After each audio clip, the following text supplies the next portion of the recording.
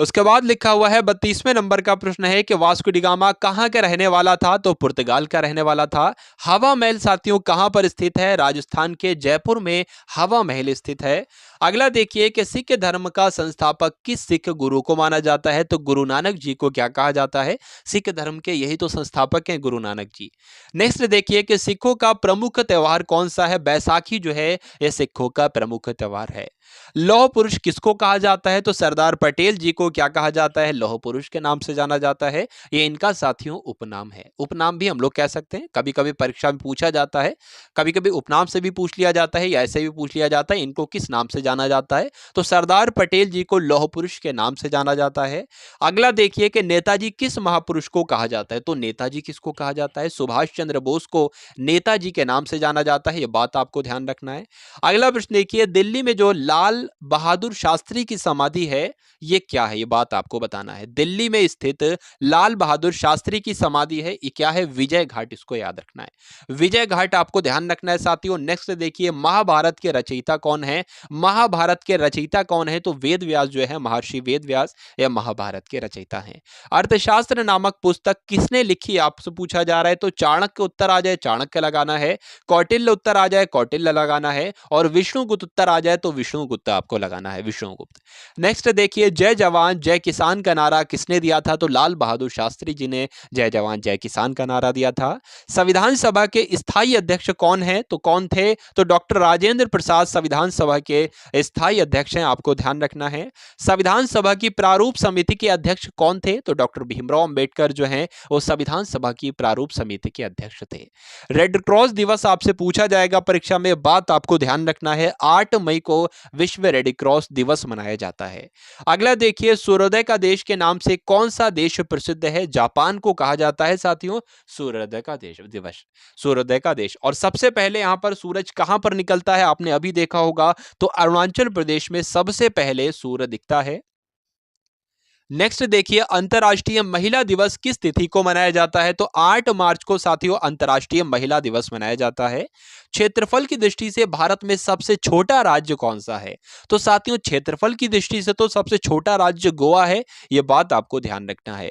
ओणम किस राज्य का प्रसिद्ध त्योहार है? तो ओणम की बात करें ये तो केरल में किया जाता है। त्योहार कहां का है? केरल का है, बात आपको ध्यान रखना है।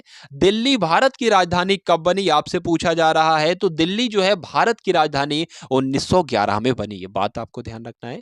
सबसे चमकीला ग्रह यहां पर आपसे पूछा जा रहा है, तो शुक्र ग्रह जो है ये सबसे चमकीला ग्रह है, ध्यान रखेंगे आप सभी लोग। भारत का राष्ट्रीय पशु कौन सा है? तो बाघ जो है ये भारत का राष्ट्रीय पशु है, आप सभी लोगों को ध्यान रखना है। साथियों मोस्ट इंपॉर्टेंट क्वेश्चन है, ये 500 प्रश्नों से साथ सामान्य जीके को आपके यहां पर सामान्य ज्ञान को कवर अप किया जा रहा है। ये सामान्य ज्ञान के सबसे महत्वपूर्ण प्रश्न 500 हैं, तो आप सभी लोग भाई क्लास को पूरा देखिएगा, क्योंकि अधूरा ज्ञान जो होता है वो खतरनाक कहलाता है। अब बात आप सभी लोग जानते होंगे। तो यहां पर कंटिन्यू करते हैं कि भारत का राष्ट्रीय पशु तो बाघ को कहा जाता है। भारत का राष्ट्रीय पक्षी किसे कहा जाता है? तो भारत का राष्ट्रीय पक्षी मोर को कहा जाता है। भारत का राष्ट्रीय जलीय जीव कौन सा है, ये आपसे पूछा जा रहा है। तो जो गंगा की डॉल्फिन है ना, यही राष्ट्रीय जलीय जीव कहलाती है, ये बात आपको ध्यान रखना है। अब आपको बताना है भारत का राष्ट्रीय फल कौन सा है? तो भारत का राष्ट्रीय फल जो है वो आम ही तो है साथियों। क्या है? आम जो है वो भारत का राष्ट्रीय फल है। अगला देखिए कि भारत का राष्ट्रीय फूल आपसे पूछा जा रहा है, तो कमल जो है ये राष्ट्रीय फूल है, और भारत का राष्ट्रीय पेड़ जो है वो बरगद है, ये भी आपको ध्यान रखना है। भारत का राष्ट्रीय खेल कौन सा है? तो हॉकी जो है ये भारत का राष्ट्रीय खेल है, आप सभी लोग ध्यान रखेंगे। अब यहां पर मोस्ट इंपॉर्टेंट क्वेश्चन आ चुका है कि भारत के राष्ट्रीय झंडे की लंबाई और चौड़ाई में रेशियो आपको बताना है, अनुपात आपको बताना है। तो 3:2 के अनुपात में लंबाई और चौड़ाई रहती है साथियों। अब जितना बड़ा झंडा है उसका अनुपात यही रहेगा, 3:2। अगर 3 लंबाई है तो 2 चौड़ाई रहेगी, ये बात आपको ध्यान रखना है। अगला देखिए कि भारत का राष्ट्रीय गान निम्नलिखित में से किसने लिखा है? तो रविन्द्रनाथ टैगोर जी ने भारत का राष्ट्रीय गान लिखा है। भारत का राष्ट्रीय गीत किसने लिखा है? वंदे मातरम जो भारत का राष्ट्रीय गीत है ये किसने लिखा है? बंकिम चंद्र चटर्जी ने लिखा है।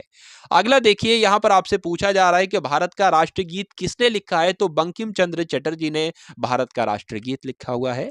महात्मा गांधी को राष्ट्रपिता कहा जाता है, तो सबसे पहले किसने महात्मा गांधी को राष्ट्रपिता कहा? नेताजी सुभाष चंद्र बोस ने सबसे पहले राष्ट्रपिता कहा? किसको? महात्मा गांधी जी को। यहाँ पर आपसे पूछा जा रहा है कि भारत का राष्ट्रीय पंचांग कौन सा है? तो शक संवत जो है साथियों, ये भारत का राष्ट्रीय पंचांग है। ठीक है, उसके बाद लिखा हुआ है राष्ट्रगान गाने की अवधि कितनी है, यानी कि कितना समय लगता है राष्ट्रगान को गाने में? तो 52 सेकंड का समय लगता है, आपको ध्यान रखना है। अगला देखिए, रेडियो एक्टिवता की खोज किसने की? तो हेनरी बैकरल ने रेडियो एक्टिवता की खोज की। यह बात आपको ध्यान रखना है, यह प्रश्न आपको ध्यान रखना है और प्रश्न का उत्तर आप सभी लोगों को ध्यान रखना है। पेस मेकर का संबंध शरीर के किस अंग से होता है? यह परीक्षा में पूछा जाता है साथियों, और आने वाली परीक्षा में जो आपकी परीक्षा लगी हुई है उसमें भी यह प्रश्न आएगा। तो पेस मेकर का संबंध जो है वो शरीर के हृदय से है, यह बात आपको ध्यान रखना है। अगला देखिए, मानव शरीर की किस ग्रंथि को मास्टर ग्रंथि कहा जाता है? तो पीयूष ग्रंथि को क्या कहा जाता है? मास्टर ग्रंथि कहा जाता है, बात आपको ध्यान रखना है। अगला देखिए कि भारत का सबसे ज्यादा शुद्ध रूप कौन सा है, यानी कि शुद्ध रूप कौन सा है, किसका सबसे ज्यादा? कार्बन का शुद्ध रूप है। तो हीरे की अगर बात करें तो कार्बन का सबसे ज्यादा शुद्ध रूप क्या कहलाता है? हीरा ही कहलाता है। अगला देखिए कि एक्सरे का आविष्कार किसने किया था? तो रोंटगन जी ने एक्सरे का आविष्कार किया था। किस धातु का प्रयोग मानव द्वारा सबसे पहले किया गया? तो तांबे का प्रयोग। तांबा एक धातु है और इस धातु का प्रयोग मानव के द्वारा सबसे पहले किया गया, आप सभी लोग याद रखेंगे। अंतरिक्ष यात्री को बाह्य आकाश कैसा दिखाई देता है? जो अंतरिक्ष चला जाता है, अंतरिक्ष यात्री होता है, उसको आकाश काला दिखाई देता है, आपको ध्यान रखना है। दूरबीन का आविष्कार किसने किया? तो गैलीलियो के द्वारा साथियों दूरबीन का आविष्कार किया गया। दिल्ली में जो महात्मा गांधी की समाधि है ये क्या है? तो राजघाट में साथियों, राजघाट में महात्मा गांधी की समाधि है, यह बात आपको ध्यान रखना है। या राजघाट कहते हैं, ये भी ऐसे भी इस तरीके से भी प्रश्न आपसे पूछा जाता है। भारत में पहली रेल जो चली थी वो कहां से चली थी? तो बंबई से चली थी साथियों, थाने तक चली थी। थाने भी कहीं कहीं पर लिखा हुआ है, और 34 किलोमीटर दूरी चली थी। भारत में पहली बार मेट्रो रेल सेवा किस नगर में आरंभ की गई? तो कोलकाता में सबसे पहले मेट्रो रेल सेवा शुरू की गई, आपको ध्यान रखना है। भारत में रेल का आरंभ किस सन में हुआ? तो 1853 में सबसे पहले रेल का आरंभ जो हुआ है वो 1853 में हुआ है। और अभी आपने देखा बंबई से थाने के बीच 34 किलोमीटर ये रेल चली थी। नेक्स्ट देखिए, प्रथम भारतीय अंतरिक्ष यात्री कौन थे? बताने की कोशिश कीजिए, बताइए भाई। तो यहां पर आपको ध्यान रखना है, राकेश शर्मा जो है ये पहले भारतीय अंतरिक्ष यात्री हैं। अगला देखिए, भारत की पहली महिला मुख्यमंत्री कौन थी? तो श्रीमती सुचिता कृपलानी भारत की पहली महिला मुख्यमंत्री थी। हरियाणा के पहले मुख्यमंत्री कौन थे? तो पंडित भगवत दयाल शर्मा हरियाणा के पहले मुख्यमंत्री थे।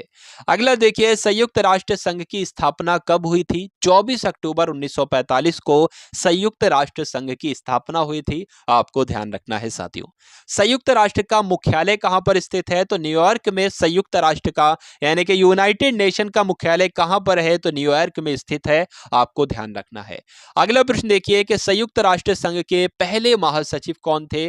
तो त्रिगवेली कौन थे? या पहले संयुक्त राष्ट्र के पहले महासचिव थे, आपको ध्यान रखना है। इस समय संयुक्त राष्ट्र संघ के कितने सदस्य देश हैं? तो लगभग लगभग 1993, आपको ध्यान रखना है। संयुक्त राष्ट्र के कितने सदस्य देश हैं? 193 सदस्य देश हैं। अगला देखिए, संयुक्त राष्ट्र संघ सुरक्षा परिषद के कितने देश सदस्य होते हैं? तो 15 होते हैं, आपको ध्यान रखना है। संयुक्त राष्ट्र महासभा में हिंदी में भाषण देने वाले पहले भारतीय कौन थे, आपसे पूछा जा रहा है। तो संयुक्त राष्ट्र महासभा में जिन्होंने हिंदी में भाषण दिया था तो वो भारतीय अटल बिहारी वाजपेयी थे। अगला देखिए कि संयुक्त राष्ट्र संघ सुरक्षा परिषद के इस अस्थायी सदस्य कितने वर्ष के लिए चुने जाते हैं? साथियों, 2 वर्ष के लिए चुने जाते हैं, आप सभी लोग याद रखेंगे। संयुक्त राष्ट्र संघ के 193वां सदस्य कौन सा देश बना था? तो दक्षिण सूडान जो था ये 193 नंबर का सदस्य बना था, किसका? संयुक्त राष्ट्र संघ का। अगला देखिए, किस विटामिन की कमी से खून का रुकाव बंद नहीं होता है? तो विटामिन के की कमी से खून का रुकाव बंद नहीं होता है, ये बात आपको ध्यान रखना है। अगला देखिए कि हिंदी दिवस कब मनाया जाता है? तो आप सभी लोग जानते हैं कि हिंदी दिवस जो है वो 14 सितंबर को मनाया जाता है, ये बात आपको ध्यान रखना है। अगला देखिए, ओलंपिक खेलों की एकल स्पर्धा में स्वर्ण पदक जीतने वाले एकमात्र भारतीय कौन है? तो ओलंपिक खेलों की एकल स्पर्धा में स्वर्ण पदक जीता था तो सबसे पहले अभिनव बिंद्रा ने जीता था, आपको ध्यान रखना है। अगला देखिए कि ओलंपिक खेलों का आयोजन कितने वर्षों बाद किया जाता है? साथियों, ओलंपिक्स का आयोजन जो है वो 4 वर्ष के अंतराल पर किया जाता है। अगला देखिए, सन 2016 में ओलंपिक खेल कहां पर हुए थे? तो रियो डी जेनेरो में हुए थे। ये बात आपको